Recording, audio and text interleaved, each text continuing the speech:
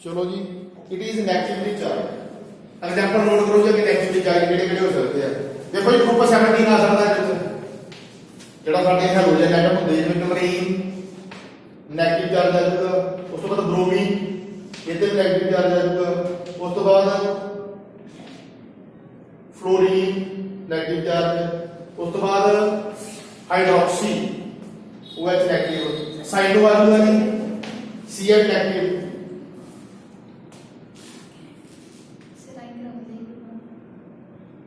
ਉਸ ਤੋਂ ਬਾਅਦ ਦੇਖੋ ਜੀ ਇਹ ਨਿਊਟਰਲ ਵੀ ਹੋ ਸਕਦੇ ਆ। ਜਦੋਂ ਨਿਊਟਰਲ ਹੋਣ ਦੇ ਨਾਲ ਕੀ ਹੋਊਗਾ ਲੋਨ ਪੇਅਰ ਆਫ ਇਲੈਕਟ੍ਰੋਨ ਹੋਣਗੇ। ਠੀਕ ਹੈ ਜੀ, ਇਹਨੂੰ ਨੋਟ ਕਰੋ। Neutral with lone pair of electron, it is neutral with lone pair of electron, lone pair of electron. ਭਾਈ ਇਹ ਜਿਹੜੇ ਆ ਨਿਊਟਰਲ ਵੀ ਹੋ ਸਕਦੇ ਆ ਜਦੋਂ ਇਹਨਾਂ ਦੇ ਨਾਲ ਲੋਨ ਪੇਅਰ ਆਫ ਇਲੈਕਟ੍ਰੋਨ ਹੋਊਗਾ। ਸੋ ਇਹਦੇ ਵਿੱਚ ਬੈਸਟ ਐਗਜ਼ਾਮਪਲ ਹੈ ਜੀ ਸਾਡਾ ਅਮੋਨੀਆ ਅਮੀਨ ਗਰੁੱਪ। ਇਹਦਾ ਵੇਖੋ ਜਿਹੜਾ ਨਾਈਟ੍ਰੋਜਨ ਹੈ 1 ਲੋਨ ਪੇਅਰ ਆਫ ਇਲੈਕਟ੍ਰੋਨ ਹੋਊਗਾ। ਉਸ ਤੋਂ ਬਾਅਦ ਇਹਦੇ ਵਿੱਚ ਆ ਜਾਊਗਾ ਜੀ ਨਾਈਟ੍ਰੇਟ। ਉਸ ਤੋਂ ਬਾਅਦ ਕਾਰਬੋਨੇਟ। ਨੋਟ ਕਰ ਲਓ ਜੀ ਨਾਈਟ੍ਰੇਟ ਕਾਰਬੋਨੇਟ।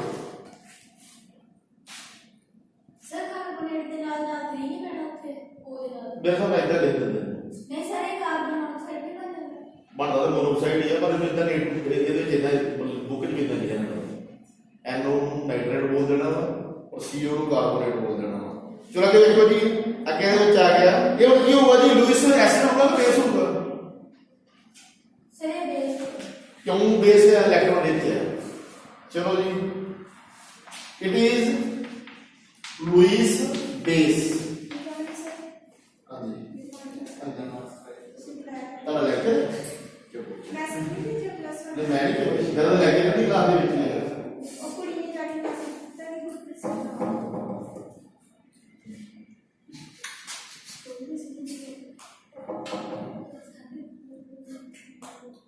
उम्मीद ना करो उनका डाटा 12 के बाद ही लगता है ना तो खत्म कर लेंगे। ठीक है 12 बजे का डाटा तो यार मैं भी बोल चलो नोट करो जी ये लुईस बेस है। लुईस बेस पे की होगा इलेक्ट्रॉन रिच होगा जी सर रिच होगा पक्का यस सर ये डोनर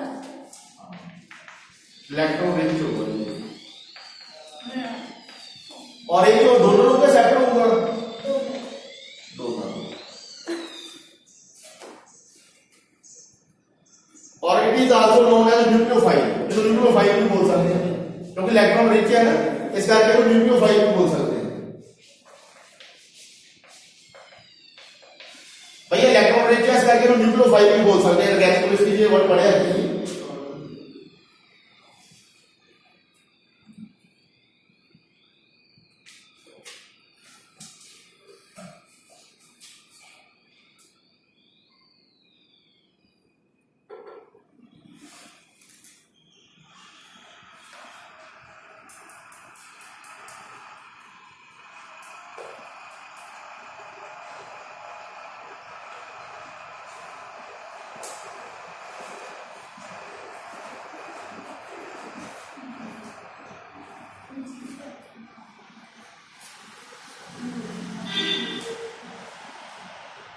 आगे चलिए जी।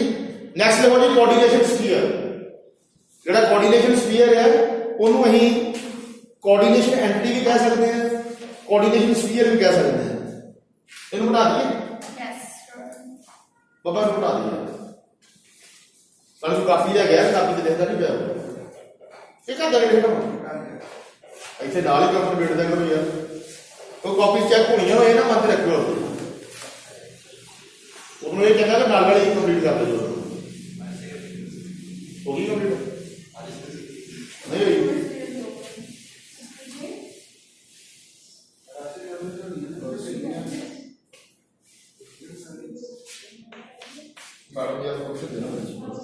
तो नेक्स्ट नोट करो जी कोऑर्डिनेशन स्फीयर और it is also known as coordination entity. नाली कोऑर्डिनेशन स्फीयर कह सकते हैं या फिर कोऑर्डिनेशन एंटिटी भी कह सकते हैं।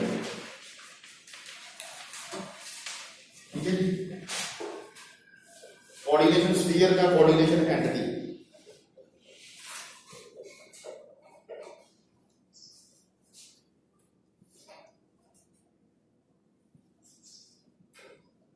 कोऑर्डिनेशन स्फीयर और कोऑर्डिनेशन एंटिटी।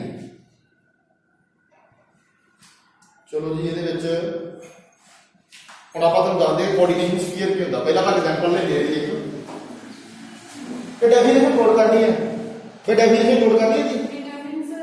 ਹਾਂਜੀ Sir, so command can be to C plus one to to combine one. Combine ਕਿੱਦਾਂ ਲੱਗੂਗੀ? Determine one differential. ਉਹ ਬੱਚੇ ਨੂੰ ਭਾਏ ਕੋਈ ਪ੍ਰੋਬਲਮ ਨੂੰ ਬਿਠਾ ਦੇ ਇੱਥੇ ਇੱਥੇ ਬਣਾ ਕੇ ਦੋ ਦੋ ਕੁੜੀਆਂ ਇੱਥੇ ਬਣਾ ਇੱਥੇ ਬਣਾ Okay, sir, okay, we see command na one time. Madam ਨਹੀਂ ਆਏ ਤਾਂ ਪਤਾ ਨਹੀਂ ਬਣਾ ਦੋ ਉਸ ਤੇ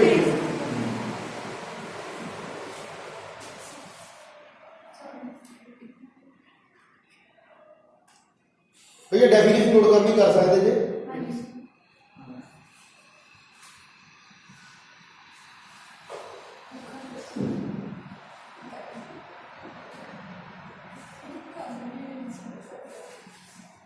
नोट करो जी सेंट्रल मेटल एटम और आयंस एंड मॉलिक्यूल्स। नोट कर लो जी central metal atom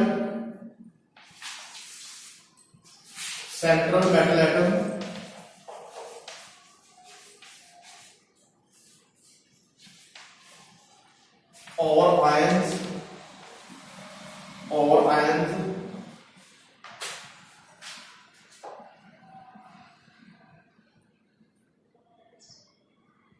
and molecules और ions and molecules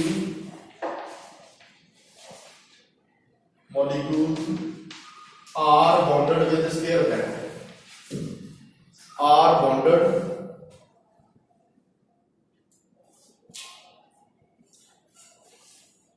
and enclosed by square bracket। मैं एग्जांपल लेना फिर ज्यादा समझो ऊपर बैठ करना पहला जी नोट कर दो तो पेपर जो लिखना आते हैं देखो स्क्वायर ब्रैकेट लगती होती है। आप एग्जांपल ले लेने हैं विच पहला क्वाड्रेंट ले लिया और क्वाड्रेंट के नाल आप Na3 ले लिया और Na3 के बाद 6 मॉलिक्यूल ले लिया। सो देखो जी ਇਹਦੇ सेंट्रल मेटल एटम ਕਿਹੜਾ ਵਾ ਕੋਬਾल्ट। ਇਹ ਤੁਹਾਡਾ ਕੀ ਹੈ ਮੈਂ ਨਹੀਂ ਦੇਣਾ ਇੱਥੇ ਇਹ ਤੁਹਾਡਾ ਹੈਗਾ ਸੈਂਟਰਲ ਮੈਟਲ ਐਟਮ। ਠੀਕ ਹੈ ਜੀ ਇਹਦੇ ਵਿੱਚ ਲਿਗੈਂਡ ਕਿਹੜਾ ਦਾ ਲਿਗੈਂਡਸ ਦੱਸੋ ਮੈਨੂੰ भाई लिगेंड्स केड़ा दे विच ये वाला लिगेंड्स है जो कोऑर्डिनेशन नंबर सेकेंडरी वैलेंसी भी बोल देते हैं ये ताड़ा लिगेंड्स है। ठीक है जी और इना दोनों को मिलके की बन जाता वा ये स्क्वायर ब्रैकेट लगी दोनों साइड पे ਇਹਨੂੰ ਕੀ ਬੋਲਾਂਗੇ ਹੁਣ ये वाले सारे को नहीं बोलांगे कोऑर्डिनेशन स्फीयर या कोऑर्डिनेशन एंटिटी भी कह देते थे।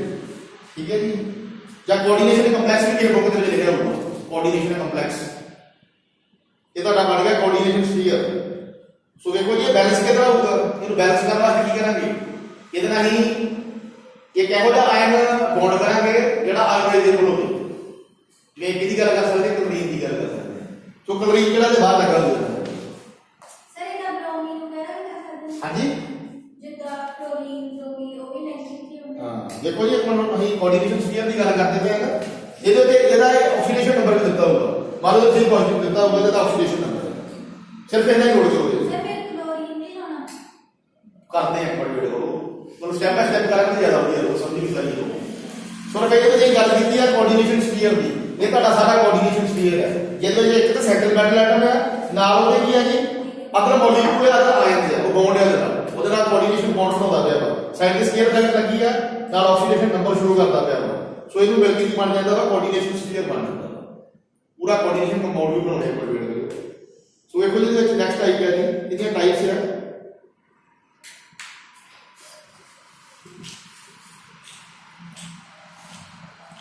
चलो जी नेक्स्ट टाइप है जी इतने टाइप्स है। फर्स्ट वन है कटाइनिक स्पीशीज नोट कर लो इतने लाइन मार्क करो ਇਹਦੇ ਵਿੱਚ ਹੈ ਜੀ कटाइनिक स्पीशीज भाई कटाइन साडा ਜਿਹੜਾ ਕਟਾਈ ਦਾ ਪੋਜ਼ਿਟਿਵ ਹੋਊਗਾ ਨੈਗੇਟਿਵ ਹੋਊਗਾ, ਨੈਗੇਟਿਵਲੀ ਚਾਰਜ ਹੋਊਗਾ ਪੋਜ਼ਿਟਿਵਲੀ ਚਾਰਜ ਹੋਊਗਾ, सर नहीं ਨੈਗੇਟਿਵਲੀ ਪੋਜ਼ਿਟਿਵਲੀ। सर उनका नेगेटिव देखो जी ਜਿਹੜਾ ਕੋਆਰਡੀਨੇਸ਼ਨ ਸਪੀਅਰ ਹੈ ਉਹਦੇ ਟੂ ਟਾਈਪਸ ਹੈ। ਪਹਿਲਾ ਗੱਲ ਕਰ ਰਹੇ ਹਾਂ ਟਾਈਨਿਕ ਸਪੀਸੀਜ਼ ਦੀ, ਇਹ ਤੁਹਾਡਾ ਪੋਜ਼ਿਟਿਵਲੀ ਚਾਰਜ ਹੋਊਗਾ, ਪੋਜ਼ਿਟਿਵਲੀ ਚਾਰਜ ਹੋਊਗਾ ਜੀ। ਚਲੋ ਜੀ ਐਗਜ਼ਾਮਪਲ ਨੋਟ ਕਰੋ ਜੀ।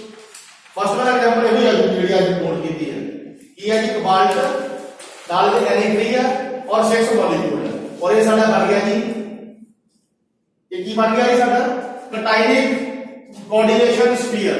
ਇਹਦੇ ਤੇ ਨਾਲ ਪੋਜ਼ਿਟਿਵ ਚਾਰਜ ਹੈ। ਇਥੋਂ ਪਤਾ ਲੱਗਦਾ ਪਿਆ ਜੀ ਜਦੋਂ ਕੋਸ਼ੇ ਕਿਥੋਂ ਪਤਾ ਲੱਗਦਾ ਕਿ ਪੋਜ਼ਿਟਿਵ ਹੈ ਕਿਉਂਕਿ ਇਹਦੇ ਪੋਜ਼ਿਟਿਵ ਚਾਰਜ ਹੈ ਇਸ ਕਰਕੇ। ਉਸ ਤੋਂ ਬਾਅਦ ਦੇਖੋ ਇਹ ਐਗਜ਼ਾਮਪਲ ਹੋਰ ਲੈ ਲਓ ਜੀ, ਸੈਕੰਡ ਐਗਜ਼ਾਮਪਲ ਹੈ, ਇਹਦੇ ਲਈ ਲੈ ਲਿਆ ਜੀ ਨਿਕਲ ਸੈਟਲਮੈਂਟ ਦਾ ਜਿਹੜਾ ਨਿਕਲ ਲੈ ਲਿਆ ਵਾ ਔਰ ਇਹਦਾ ਜਿਹੜਾ ਨਿਕਲ ਸਿਆ ਨਿਕਲ ਸਵੇਰ Na3 ਲੈ ਲਿਆ और 6 मॉलिक्यूल और भाई ਇਹਦਾ ऑक्सीडेशन नंबर ਜਿਹੜਾ ਵਾ 2 पॉजिटिव है। ये कटाइनिक है लाइनिक है, एक टन ਇਹ ਵੀ ਕਟਾइनिक है, ਇਹ ਤੇ ਪੋਜ਼ਿਟਿਵ ਚਾਰਜ ਆਉਂਦਾ ਹੈ। ਪਰ ਜਦੋਂ ਇਹ ਕੋਆਰਡੀਨੇਸ਼ਨ ਕੰਪਾਊਂਡ ਬਣਾਉਂਦਾ ਵਾ ਇਹਦਾ ਇੱਕ ਕਾਊਂਟਰਾਇਡ ਲੱਗਦਾ, ਜਦੋਂ ਇਹ ਕੋਆਰਡੀਨੇਸ਼ਨ ਕੰਪਾਊਂਡ ਬਣਾਉਂਦਾ ਨਾ ਕਾਊਂਟਰਾਇਡ ਲੱਗਦਾ। ਹੁਣ ਜਿਹੜਾ एक कोऑर्डिनेशन कंपाउंड नहीं ਇੱਕ ਮਿੰਟ ਵੇਟ ਕਰਨਾ ਜੀ, ਕੋਆਰਡੀਨੇਸ਼ਨ ਜਦੋਂ ਕੰਪਾਊਂਡ ਬਣੂਗਾ ਅਗਰ ਇੱਥੇ ਪੋਜ਼ਿਟਿਵ ਚਾਰਜ ਹੈ ਇਹਦਾ ਨਾਲ ਜਿਹੜਾ ਕਾਊਂਟਰਾਇਡ ਲੱਗੂਗਾ ਨੈਗੇਟਿਵ ਲੱਗੂਗਾ, जितना क्लोरीन वगैरह लगना होती ਇਹਦੇ ਨਾਲ ਕਲੋਰੀਨ ਲੱਗੂਗਾ ਕਿਉਂਕਿ ਪੋਜ਼ਿਟਿਵ ਨੈਗੇਟਿਵ ਕੀ ਕਰਦੇ ਅਟਰੈਕਟ ਕਰਦੇ ਆ ਔਰ ਇਹ ਡਬਲ ਹੋ ਜਾਂਦਾ। ਠੀਕ ਹੈ ਜੀ। ਉਸ ਤੋਂ ਬਾਅਦ ਅਗਰ ਜੇ ਮੰਨ ਲਓ ਇੱਥੇ 9 ਸਪੀਸੀਜ਼ ਹੈ, ਇਹਦੀ ਜਗ੍ਹਾ ਤੇ 9 ਸਪੀਸੀਜ਼ ਹੈ, ਇਹਦੇ ਤੇ ਨੈਗੇਟਿਵ ਚਾਰਜ ਹੋਊਗਾ, ਨਹੀਂ ਕਰਨੀ ਹੈ ਇੱਕ ਵੇਟ ਕਰੋ, ਉਹ ਤੇ ਨੈਗੇਟਿਵ ਚਾਰਜ ਹੋਊਗਾ, ਫਿਰ ਉਹਦਾ ਕਾਊਂਟਰਾਇਡ ਜਿਹੜਾ ਲੱਗੂਗਾ ਪੋਜ਼ਿਟਿਵ ਨੈਗੇਟਿਵ, सर नेगेटिव ਫਿਰ ਨੈਗੇਟਿਵ ਲੱਗੂਗਾ ਕਿਉਂਕਿ ਇਹਨੂੰ ਅਸੀਂ ਬੈਲੈਂਸ ਕਰਨਾ ਵਾ। ਠੀਕ ਹੈ ਜੀ। ਆ ਵੇਖੋ ਜੇ ਆਪਾਂ ਨੂੰ ਕਰਕੇ ਕੋਣਾ ਫਿਰ ਹੋਰ ਜ਼ਿਆਦਾ ਸਮਝ ਆਊਗਾ।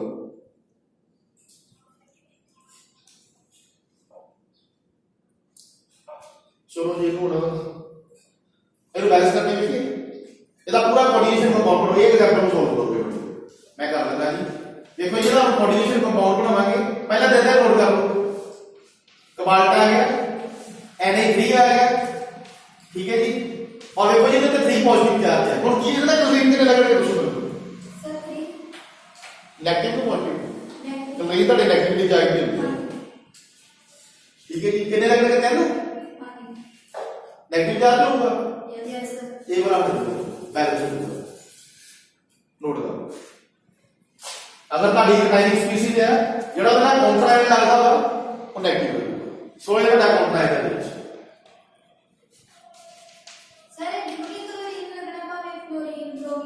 हाँ जो बात ही गल है कि कंपाउंड होता कि जाएगा इस समझाने करके ही है।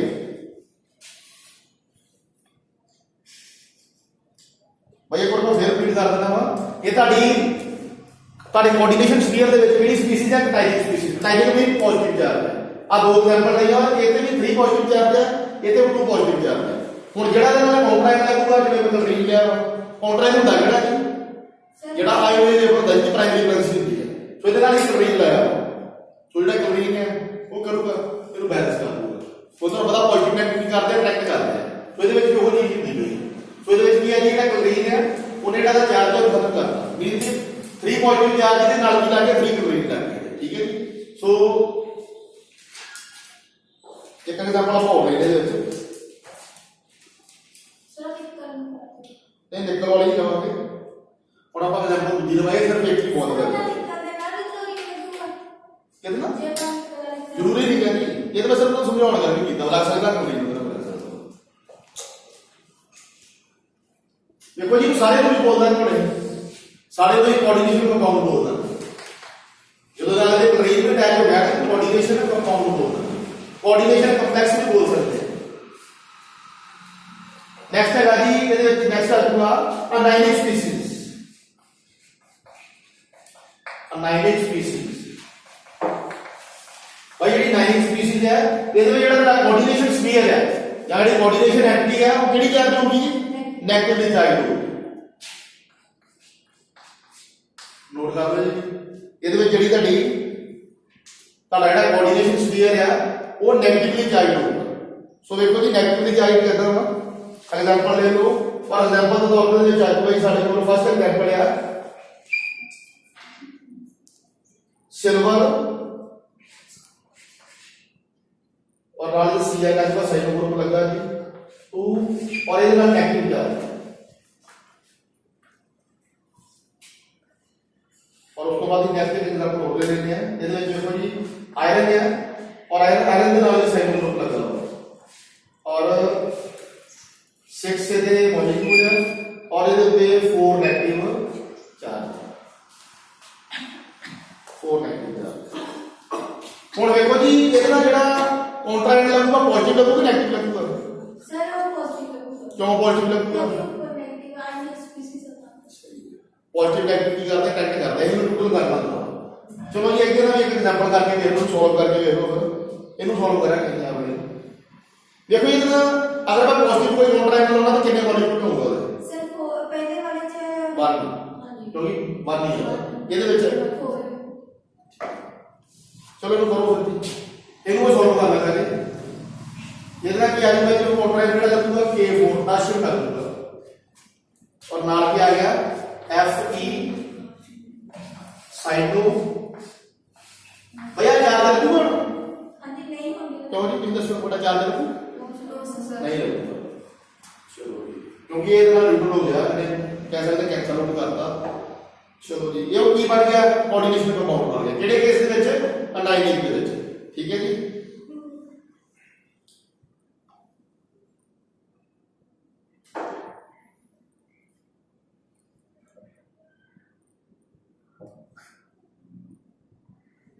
आगे चलिए यस सर अनु करो यार सेवा बाबा जी बड़ी पढ़ाओ नाम ले पढ़ा दी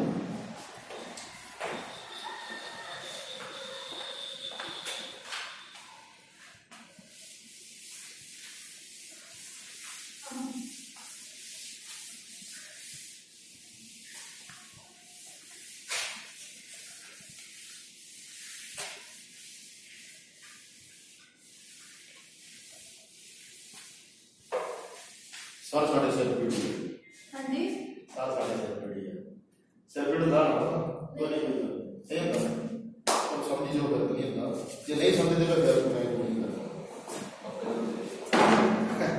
सब इधर सर्किट होता है कितने बढ़ती होगी है 20 17 वही तो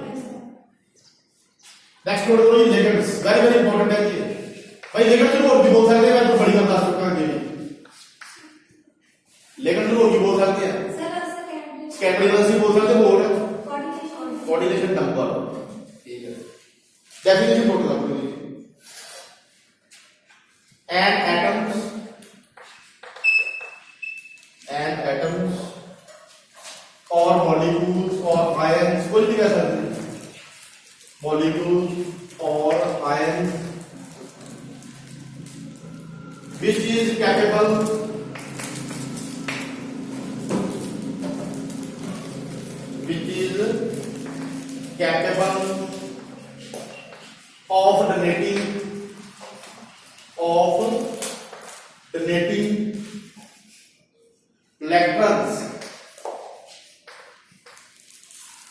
of donating electrons क्यों इलेक्ट्रॉन को डोनेट करने के लिए दसो नाले में क्या होता है लेकिन से नाम और भी लगा होता है मैं तुम्हें एग्जांपल दे देगा CONi3 ठीक है 6 मॉलिक्यूल है ये सारा कोऑर्डिनेशन क्लियर बन गया ये आपने इलेक्ट्रॉन को दोगे ਇਹਨੂੰ ਦੋਗੇ ਇਹਨੂੰ ਦੋਗੇ सर और सेंटर ਪਹਿਲਾਂ ਤੁਸੀਂ ਲਿਗेंड से लगा क्वांटम लिगेंड से है लिगेंड से सर NH3 ये की करूंगा इलेक्ट्रॉन को दोगा कि दोगा सर और देखो ये इलेक्ट्रॉन दोगा मेरी कोऑर्डिनेशन को बहुत बड़ा चलो जी कैपेबल ऑफ डोनेटिंग इलेक्ट्रॉन्स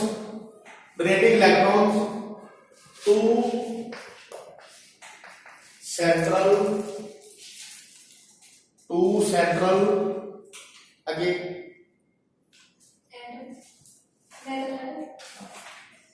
ये तो ना पहले मैं मेरी डेफिनेशन करा दूंगा चेक करो बेटा कॉपी चेक करो पहला मैं कराया हुआ तो सेंट्रल कंट्राक्शन बाकी कराया है लेकिन कराया और ਜਿਹੜਾ लेकर तो पूरा लैबोरेटरी करना सारे कितने टाइप्स हैं सारे टाइप्स की क्वांटिटी बहुत सारे टाइप्स है और बहुत कोई नवा सीखना मिलता है हुणे देखो देखना सारे की बोलते कितना दे बार बोलते हैं देखो थोड़े से सामने तो यार हंसना है मेरी गल सुन के चलो समझाने का तरीका का पता नहीं इतना तो समझ आ जाएगी तरीके ना।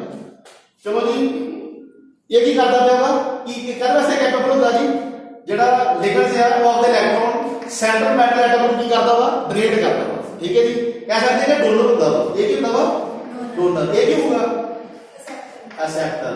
ठीक है जी ਹੁਣ ਜਿਆਦਾ ਡਿਟੇਲ ਦੇ ਵੇਖਣੀ ਤਾਂ ਤੁਸੀਂ ਵੇਖ ਲਓ ਇਹ ਤੁਹਾਡਾ ਲੂਇਸ ਐਸਿਡ ਹੋਊਗਾ ਲੂਇਸ ਬੇਸ ਹੋਊਗਾ ਇਲੈਕਟ੍ਰੋਨ ਰਿਚ ਹੋਊਗਾ ਇਲੈਕਟ੍ਰੋਨ ਡੈਫੀਸ਼ੀਐਂਟ ਹੋਊਗਾ। ਠੀਕ ਹੈ ਜੀ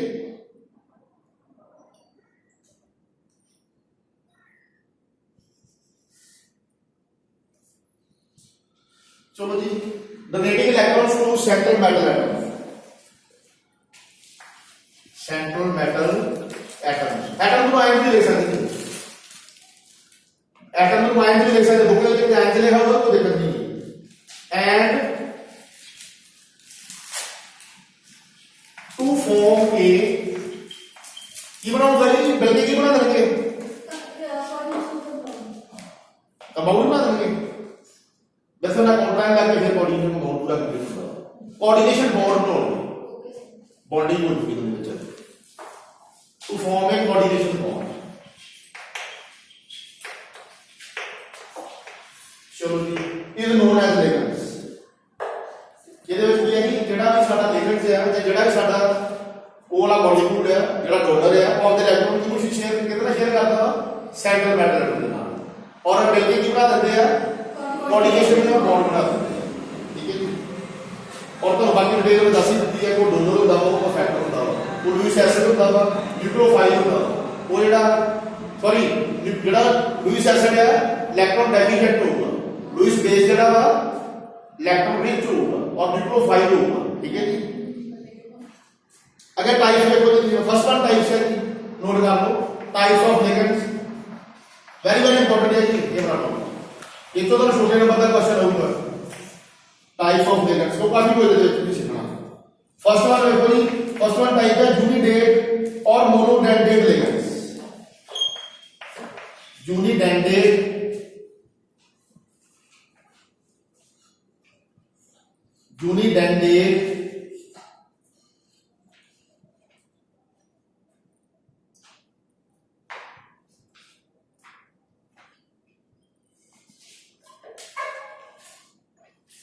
ये थोड़ी स्पेलिंग में कंफ्यूजन है यूनिडेंटेट डेंटेट यूनिडेंटेट या फिर कह सकते हैं जी और मोनोडेंडेट लिगेंड्स मोनोडेंडेट लिगेंड्स देखो जरा ये लिगेंड्स है ਇਹਦੇ ਵਿੱਚ ਤੁਹਾਨੂੰ ਨਾਮ ਪਤਾ ਲੱਗਦਾ ਵੀ ਮੋਨੋ ਲੱਗਦਾ ਪਿਆ ਵਾ ਜਾਂ ਯੂਨੀ ਲੱਗਦਾ ਪਿਆ ਮੋਨੋ ਮੀਨ 1 ਹੁੰਦਾ ਮੋਨੋ ਮੀਨ 1 ਡਾਈ ਮੀਨ 2 ਟ੍ਰਾਈ ਮੀਨ 3 टेट्रा मीन 4 पेंटा 5 हेक्सा 6 सेप्टा 7 ऑक्टा 8 नैनो 9 और डेका 10। ठीक है जी सो ਇਹਦੇ ਵਿੱਚ ਮੋਨੋ ਦੀ ਗੱਲ ਹੁੰਦੀ ਪਈ ਹੈ ਮੀਨ ਦੇ ਵਿੱਚ ਕੀ ਹੋਊਗਾ ਲਿਗੇਂਡ ਜਦ ਕੀ ਕਰੂਗਾ ਡਰੇਨ ਕਰੂਗਾ ਕਿ ਐਕਸੈਪਟ ਕਰੂਗਾ सर इज दैट ਉਹਦੇ लिगेंड ਦੀ ਟਾਈਪ है सर ये डोनर है ना की करूंगा मेरे को सिर्फ एक ही डोनर होगा एक डोनर एटम होगा या एक डोनर इलेक्ट्रॉन होगा नोट कर लो जी it have only one donor atom भाई ये देखो सिर्फ एक ही डोनर एटम होगा क्योंकि ये मोनोडेंडेट है mono mean 1 it have one donor atom so one वाली ले लो जी एग्जांपल नोट कर लो जी एग्जांपल के तौर पे चाहिए ਤੁਹਾਡੇ ਕੋਲ फर्स्ट वन आ जाऊगा साइनो ग्रुप आ जाऊगा जी और नॉन नेगेटिव चार्ज है हाइड्रोक्सी ग्रुप आ जाऊगा नेगेटिव चार्ज है क्लोरीन आ जाऊगा जी नेगेटिव चार्ज है ब्रोमीन आ जाऊगा नेगेटिव चार्ज है उस तो बाद न्यूट्रल वाले ले लो या न्यूट्रल वाले आ गए Na3 और ਇਹਦੇ ਵਿੱਚ 1 लोन पेयर ऑफ इलेक्ट्रॉन होगा नाइट्रोजन दूसरे उस तो बाद H2O आ गया जी उस तो बाद कार्बोनेट आ गया ਇਹਦੇ ਵਿੱਚ कार्बोनेट बोलता जी ना कि कार्बन मोनोऑक्साइड। ठीक है जी सो ਇਹਦੇ ਵਿੱਚ ਸਿੰਪਲ ਜੀ ਗੱਲ ਇਹਦੇ ਵਿੱਚ ਕੀ ਹੈ it can take only one donor atom इसको सिर्फ एक डोनर एटम होता है तो इस करके इसको बोल देते हैं मोनोडेंडेट और यूनिडेंडेट लिगेंड्स।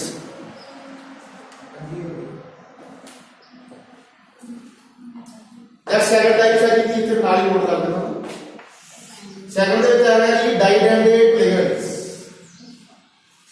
ਸੈਕੰਡ ਦੇ ਵਿੱਚ ਆ ਗਿਆ ਜੀ ਡਾਈਡੈਂਡੇਟ ligands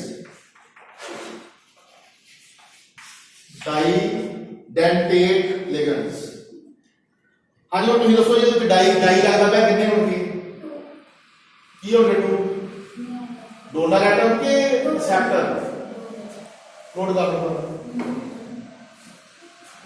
this types of ligands can take two donor atoms note कर देना है it can take two donor atoms एक को दो डोनर एटम ਹੁੰਦੇ ਆ ਜੀ ਇੱਕ ਤੋਂ ਜ਼ਿਆਦਾ ਹੁੰਦੇ ਆ ਸੋ ਇਹਦੇ ਵਿੱਚ ਵੀ ਨਵੀਂ ਚੀਜ਼ ਸਿੱਖਣੀ ਹੋਣੀ ਹੈ ਤੋਂ ਨਾਲ ਹੀ ਦੇਖਣੀ ਇਹਦੇ ਵਿੱਚ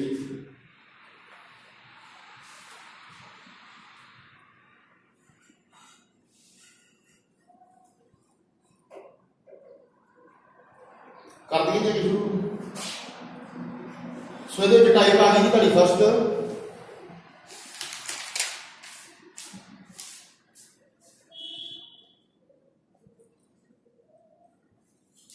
एग्जांपल नोट करो जी फर्स्ट वन एग्जांपल है जी oxidate ions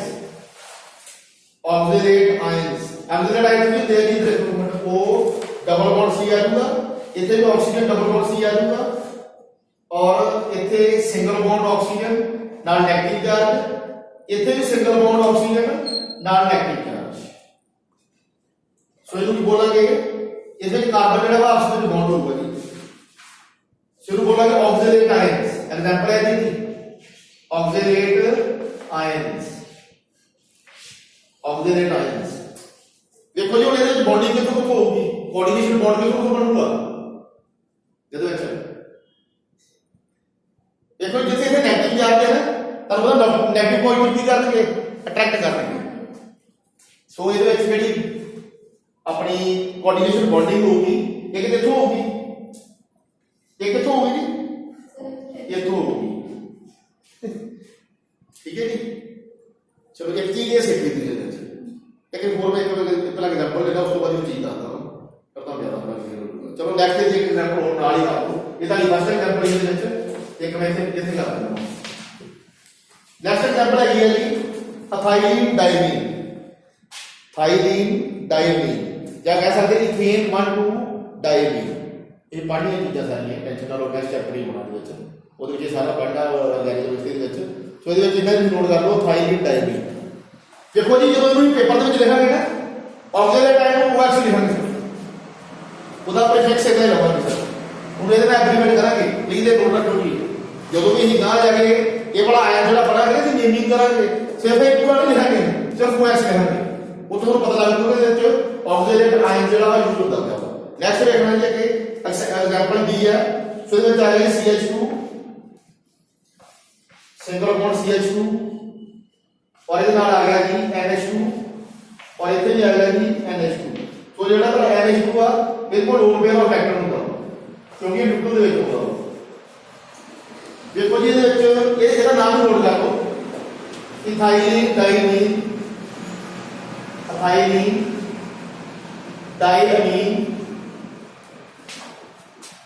ethylene diamine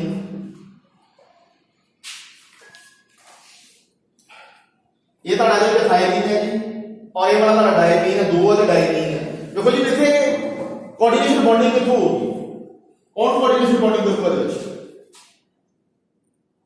sir ammonia नहीं करूंगा नाइट्रोजन करूंगा क्योंकि नाइट्रोजन के की लगे हो ध्यान है तो लोन पेयर ऑफ इलेक्ट्रॉन लगती है और सानू इलेक्ट्रॉन की नीड होती है तो मतलब इलेक्ट्रॉन की शेयरिंग पूरी होती है सो देखो जी ये फिर कितों बॉन्डिंग करूंगा जी एक ये वाला नाइट्रोजन कर दूंगा एक ये वाला नाइट्रोजन कर दूंगा ठीक है जी और जो भी पेपर में हम यूज करेंगे जाके यार कोऑर्डिनेशन कंपाउंड यूज करेंगे किनु एथाइलिन डायमीन को ਇਹਦਾ ਇਹਨੂੰ ਇੱਥੇ ਪੂਰਾ ਲਿਖਣ ਦੀ ਲੋੜ ਨਹੀਂ ਸਿਰਫ ਇਹ ਲਿਖ ਦਾਂਗੇ EN ਤੋਂ ਪਤਾ ਲੱਗ ਜਾਊਗਾ ਤੁਹਾਡਾ एथाइलिन डायमीन ਲਿਗੈਂਡਸ ਦੇ ਇਹਦੇ ਵਿੱਚ ਯੂਜ਼ ਹੁੰਦਾ ਹੈ ਹੁਣ ਦੀ ਖਾਸੀਅਤ ਦੇਖ ਲਓ ਜੀ ਪਹਿਲੇ ਦੀ ਖਾਸੀਅਤ ਦੇਖ ਲੈਂਦੇ ਆ ਇਹਦੀ ਖਾਸੀਅਤ ਕੀ ਹੈ ਜੀ? ਅਗਰ ਦੇਖੋ ਜੀ ਆਕਸੀਲਰੀ ਟਾਇਰ ਇੱਕ ਯੂਜ਼ ਹੁੰਦਾ ਪਿਆ ਵਾ, ਇਹ ਟੂ ਵੈਲੈਂਸੀਜ਼ ਫੁੱਲਫਿਲ ਕਰਦਾ। ਅਗਰ ਇਹਦੇ ਵਿੱਚ ਦੇਖੋ ਤੁਹਾਡਾ ਆਕਸੀਲਰੀ ਟਾਇਰ ਇੱਕ ਯੂਜ਼ ਹੁੰਦਾ ਪਿਆ ਨਾ, ਅਗਰ ਇਹ 1 ਟਾਈਮ ਯੂਜ਼ ਹੁੰਦਾ ਪਿਆ ਵਾ, ਕਿੰਨੀਆਂ ਵੈਲੈਂਸੀਜ਼ ਫੁੱਲਫਿਲ ਕਰੂਗਾ? ਨੋਟ ਕਰ ਲਓ ਜੀ, 2 ਵੈਲੈਂਸੀਜ਼ ਫੁੱਲਫਿਲ ਕਰੂਗਾ।